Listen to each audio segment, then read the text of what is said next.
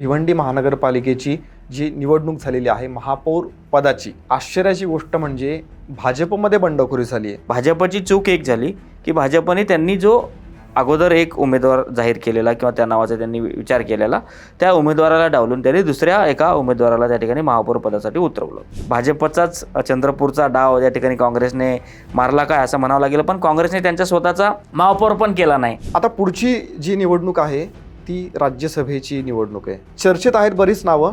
त्यातलं सगळ्यात पहिलं चर्चेतलं नाव म्हणजे शरद पवारांचं आहे. काँग्रेसने एक खोडा घातलाय मध्ये, जी पुढची विधान परिषदेची निवडणूक असेल त्यामध्ये उद्धव ठाकरेंच्या जागी काँग्रेस उमेदवार देईल. शरद पवारांची इच्छा आहे का हे बघावं लागेल. जर त्यांची इच्छा असेल तर मग त्यांना महाविकास आघाडीच्या पाठिंब्यावरती त्यांना वरच्या राज्यसभेमध्ये त्यांना जावं लागेल. संजय राऊतांचं असं मत होतं की आम्ही दावेदार आहोत. जर महाविकास आघाडी एकत्र राहिली तर शरद पवार पण राज्यसभेवर जाऊ शकतात आणि उद्धव ठाकरे सुद्धा विधान परिषदेवर जाऊ शकतात. तुम्ही म्हणताय की एकत्र राहिली तर, पण एकत्र दिसतीये कुठे?